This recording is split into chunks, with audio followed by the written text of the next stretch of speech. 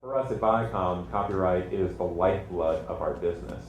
It allows us to make blockbuster movies, create compelling television programs, publish groundbreaking video games, including some at this week's E3 conference, and to be a sustainable and profitable endeavor in the process.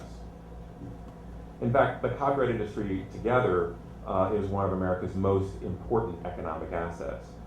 Its contributions to real annual economic growth in the United States was nearly 23% in 2006 and 2007.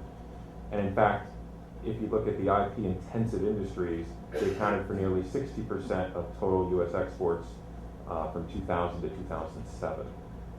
The copyright industry also contributes almost $900 billion, that's billion, to the nation's economy, representing 5.6 million jobs.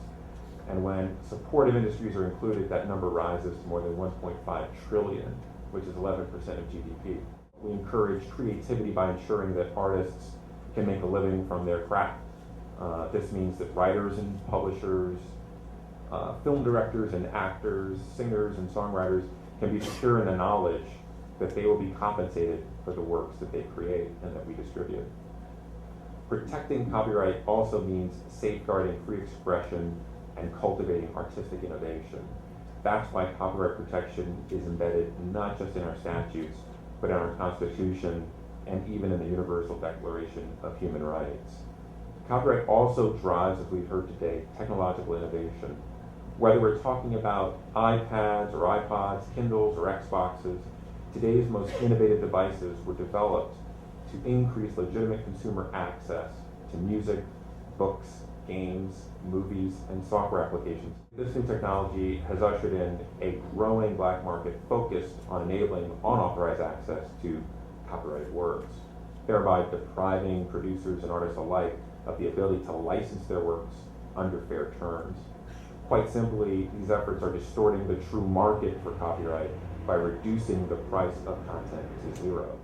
More than ever, it's easier to pirate content, to store it, and distribute it. These enablers of infringement are part of the reason why the movie industry loses more than $8 billion every year, and the gaming business loses more than $3 billion every year, all due to piracy. Make no mistake, this is nothing less than the illegal use of our content for commercial gain. And it's the reason why content owners devote so many resources to preventing these sorts of abuses. But, notwithstanding the YouTube litigation is not a business model if you're a content company. It is if you're a law firm, but not if you're a content company. Companies like Viacom don't aspire to spend their time in courtrooms. We don't shy from it when we must. But we know that this is not the most effective way to address the piracy problem. Still, it's gratifying that over the past decade, indeed since the DMCA, there have been a multitude of signals and wider recognition by the courts and by the public, private institutions, as well as by consumers, that copyright is essential to creative expression and must be protected. I should note that Viacom believes in a balanced approach to its enforcement. It's not black and white, it's very studied. And we value the role of things like fair use in the law. That's why our enforcement efforts have focused on what you might call straight steals, rather than user-generated mashups that often make use of existing content. What we're talking about today aren't those kinds of uses. We're talking about the wholesale reproduction and distribution of copyrighted works. We're talking about acts that are best described as freeloading, pilfering, theft. I think we can all agree that that conduct is indefensible and should not be tolerated. However, our challenge is no longer simply making the case for why intellectual property matters. That's happened. Instead, it's figuring out how to protect our rights and engage in these new platforms that consumers are demanding.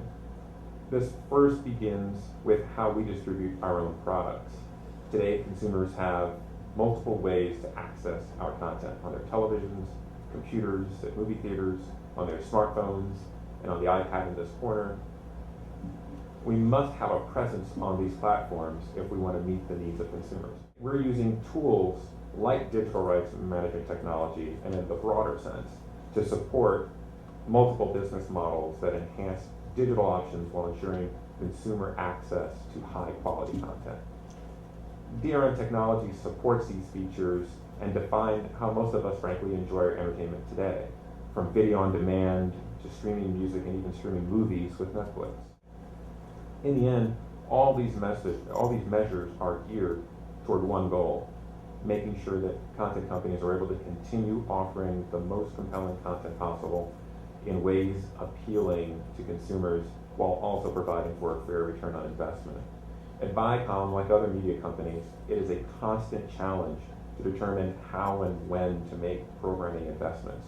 It is a challenge to adjust our programming to fit the various requirements of our distributors and our audiences.